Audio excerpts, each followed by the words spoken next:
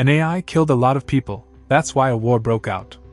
In this war, people are fighting back with their AI-controlled robots. However, the relationship between Atlas and its own robot doesn't start without a fight, because of a past tragedy. In this video, we will summarize the story of the movie called Atlas. Let's start with it. We know from a news story that AI-controlled robots attacked and killed a lot of people. Their leader was an android named Harlan, who was developed by a well-trained AI expert, and he loved him as a child. In response to the attack, the world leaders created the International Coalition of Countries, that is, the UN, which took up arms against the robots.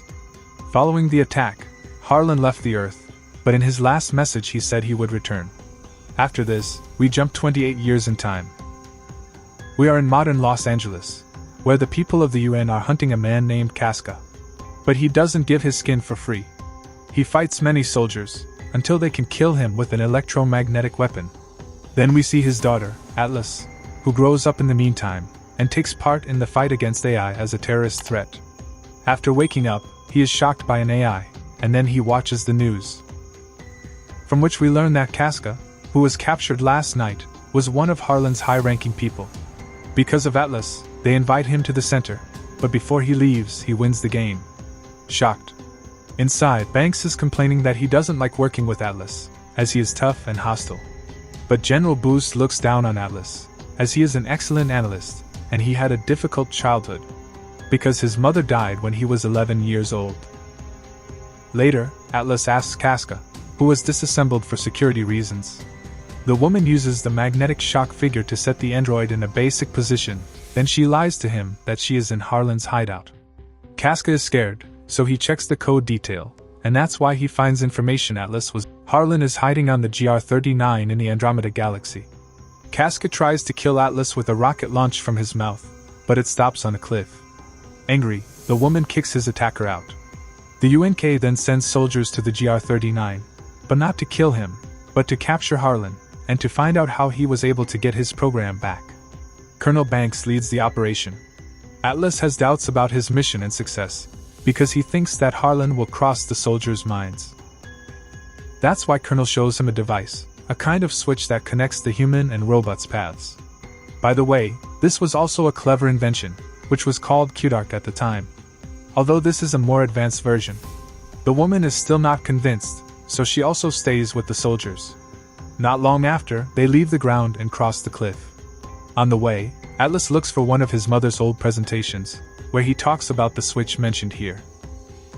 The device was created to cut the gap between humans and artificial intelligence, preventing humans from remaining in technological development like Neanderthals against the Homo sapiens.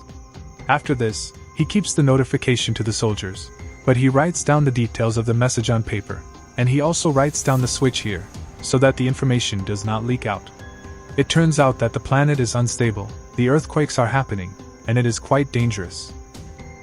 The soldiers then get into their robots, when an attack hits the spaceship, which Atlas can only survive if he also gets into one. The robots swim towards the surface, while enemy ships attack them.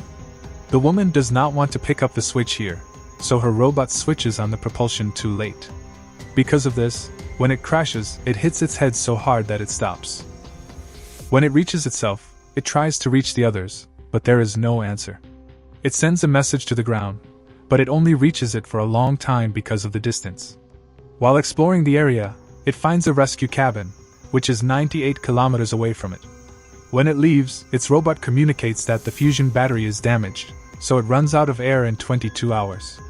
Then it shows up eagerly, and says that his name is Smith.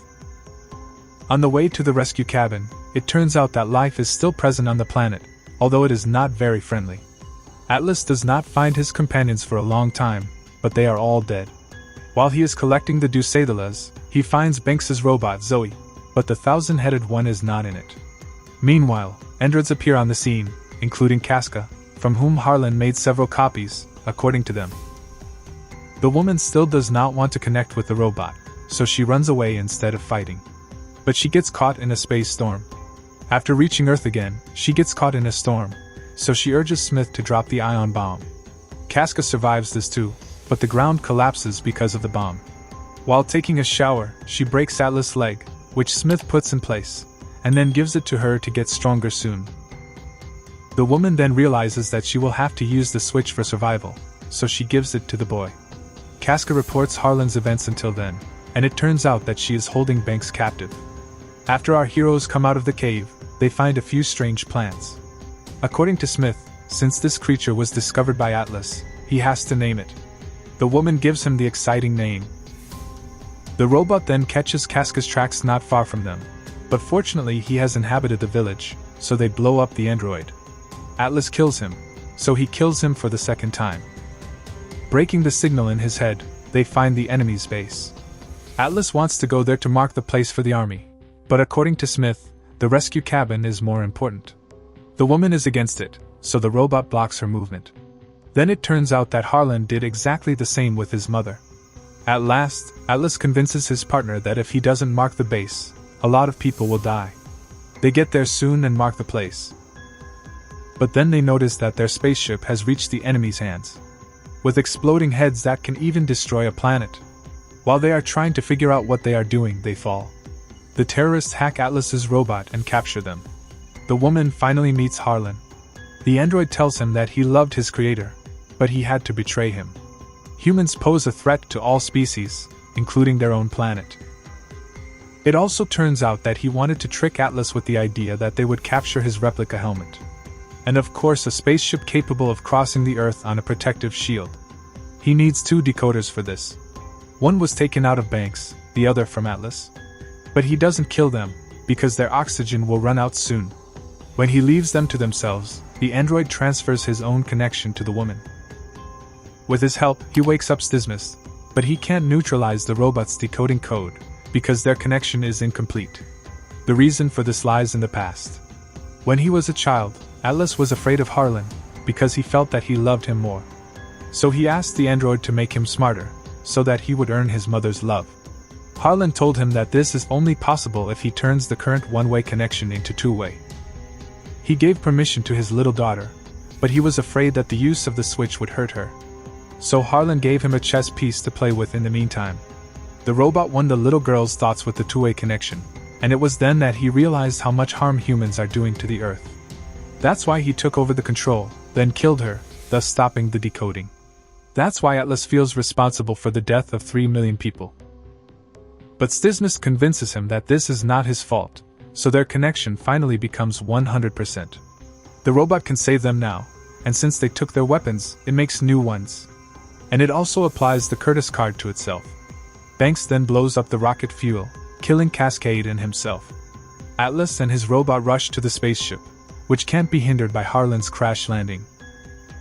The woman gets a weapon, and Atlas deactivates the exploding heads on the spaceship, which would destroy the entire planet if it exploded. Of course, he manages to break the system in time, so the woman can safely blow up the spaceship. But Harlan is still behind. Harlan cuts off Stismus' extra members with a rod coming from his hand, and then attacks the reactor. Atlas, however, spreads his attention with his chess piece, then pierces his head with the iron rod and loses the process. Stismus then tells him that his energy is low because of the reactor damage. So he stops himself, so he can provide Atlas with oxygen for another 10 minutes. The woman says goodbye to her partner, who gives him a coffee-flavored snack. This is when the rescue team arrives, who take Atlas home to Earth. At home, the Colonel comes to visit, who thankfully gives him an exciting gift. Later, Atlas becomes the Colonel's partner, and he becomes a 4K Rusmus robot. Thank you for watching. See you in the next video.